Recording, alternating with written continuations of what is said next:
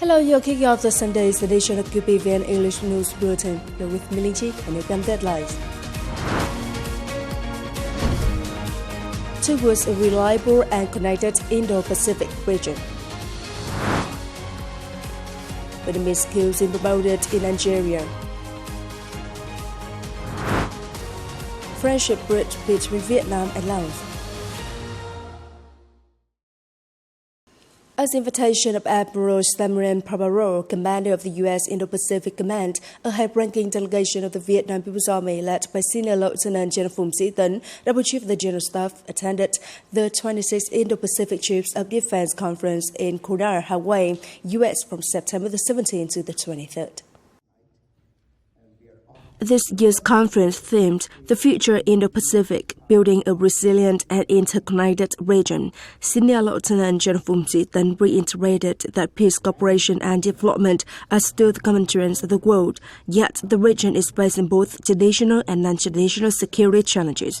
The Vietnamese representative affirmed Vietnam's foreign policy of independence, self-reliance, multilateralization, diversification, in which Vietnam is ready to become a friend and reliable partner of the international community, pursuing a defense policy of peace and self-defense.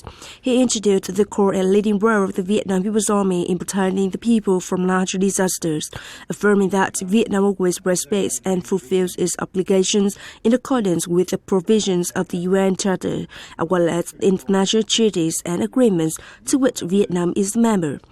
On the sidelines of the conference, Senior Lieutenant General Phùng Sĩ Tấn had bilateral meetings with heads of delegations from the U.S., Australia, Canada, Chile, Japan, Mongolia, India, and France.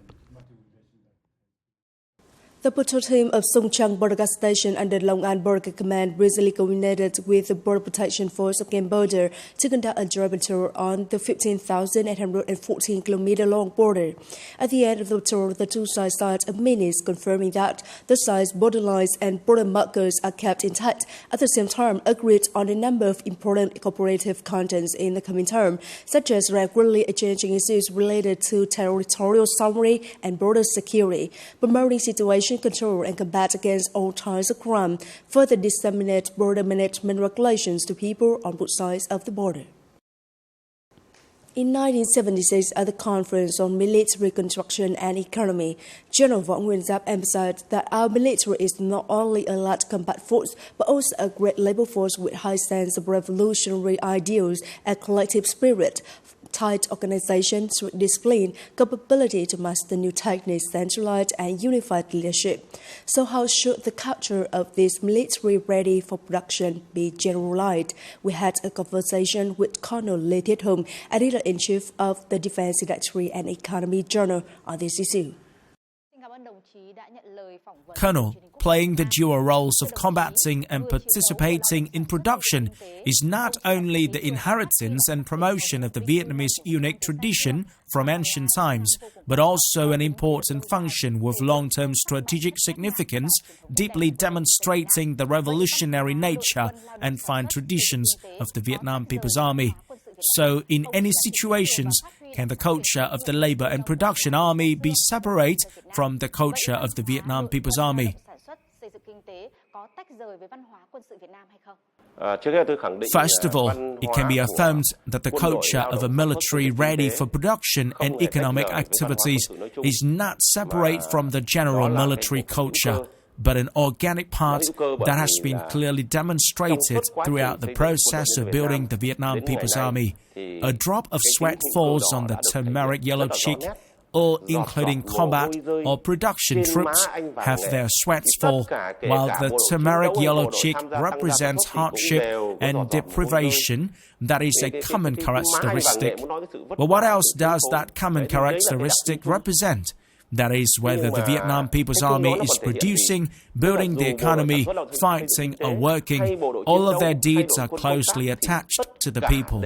It can be said that the proudest thing of the Vietnam People's Army, which has become the traditional beauty of the Vietnamese Revolutionary Army, the army of the Ho Chi Minh era, is the close bond of the people. The Vietnam People's Army is trusted by the people, loved by the people, and always remembered by the people. Their common features are also being loyal to the country, being filial to the people, specifically being ready to fight. Another characteristic is their strict discipline and tight organization, whether in combat, at work, or in production as a soldier. They all absolutely obey the orders of superiors, which is included in the 10 Oath of Honors of the Vietnam People's Army. The force participating in labor, production and their economic construction in general, and the defense enterprises in particular, also share one common thing. They are very proactive, creative and dynamic. They dare to think, dare to do, work hard, and silently contribute to the task of producing weaponry and equipment. So, the context of a highly competitive market economy, along with deep international integration and especially the development of the Fourth Industrial Revolution, has certainly been posing significant challenges to the military ready for production. So what do economic defense units and military enterprises need to do now to further promote their inherent culture and at the same time turn challenges into opportunities, contributing to building and developing the national economy? I think there are so many challenges facing the military production and economic development force. The first is the negative impacts of the market economy, which directly affect the soldiers themselves, their families, and the units. The second is the rapid development of science and technology in the world and in Vietnam. If we do not innovate, we will be left behind. And thirdly, if we do not cultivate our morale and strengthen our political education enough, the fine virtues of Uncle Ho soldiers in general and the production and economic construction army in particular will fade away. I think that for all those challenges, we must find solutions so that we can promote the good values of Uncle Ho soldiers in general and the production and economic construction soldiers in particular. First, in any environment, whether in production or in combat, we must maintain tight organization and strict discipline. That is the first and foremost. Second, maintaining the traditional values is good, but we must also be proactive, creative, and absorb the best of the military culture, as well as the best of the world science and technology. Third, I think that this is very important to improve the management and business administration skills and fundamental knowledge of the managing staff to promote the values and traditions of the unit, and most importantly, help the unit integrate. Another solution for all military forces in general is to strengthen traditional education. We all should have a way to spread such beautiful images, good deeds, typical examples, and messages to let international friends know that Vietnamese soldiers are not only good at combating, but are also very talented at work, and especially in labor production and economic development. Coming up next, Vietnamese cuisine promoted in Algeria. Friendship bridge between Vietnam and Laos. A street food fair is currently taking place in Algiers City, Algeria. The Vietnamese embassy in Algeria attended the event with a booth introducing Vietnamese cuisine, which was well received by friends from other countries and local people. Popular Vietnamese dishes such as spring rolls, sticky rice, or sweet pudding attract a large number of visitors. In addition, some Vietnamese products such as tea, instant coffee, sauces, spices, as well as traditional cakes made by overseas Vietnamese families in Algeria are also sold with explanations about the ingredients, materials, and preparation methods. To promote the uniqueness of street food, raising awareness of healthy eating habits, and maintaining good health, as well as promoting the development of the food industry in Algeria, the event has attracted the participation of businesses and restaurants from various countries in Algeria and embassies of several countries. The event is expected to attract a large number of visitors to shop and try street food from various countries. According to the Plant Protection Department, the opening of the Chinese market for Vietnam's durian in 2023 through a side protocol for frozen durian is an opportunity for this product to increase its value. Last year, China spent some $6.7 billion on importing fresh durian and $1 billion on purchasing frozen durian from Thailand and Malaysia. It's expected that Vietnam could earn $3 million this year from shipping frozen durian to China on the back of the recently signed protocol. It's also known that China is one of the world's largest durian consumption markets with a large population and high demand for frozen durian. The opening of the frozen durian export market can take advantage of Vietnam's geographical location, thereby reducing logistic costs and increasing competition with Thailand and Malaysia. Vietnam's efforts to lift illegal, unreported, and unregulated RIU, in short, yellow card, have yielded positive results. Despite widely acknowledged progress, the most significant difficulty is how to implement the European Commission's suggestions while ensuring stable livelihoods for millions of fishermen. After nearly 7 years of receiving the EC's yellow card for illegal, unreported, and unregulated fishing, Vietnam has made great efforts to gradually meet European standards and aims to lift the IUU yellow card in the upcoming decisive inspection. According to experts, during 4 inspections in Vietnam, the ECs repeatedly acknowledged and complimented Vietnam's efforts to prevent IUU fishing. They also observed great progress, correct direction, and strong oversight from the central to the local levels in Vietnam. The EC appreciates Vietnam's efforts as the government has implemented nearly all of the EC's recommendations a few years ago.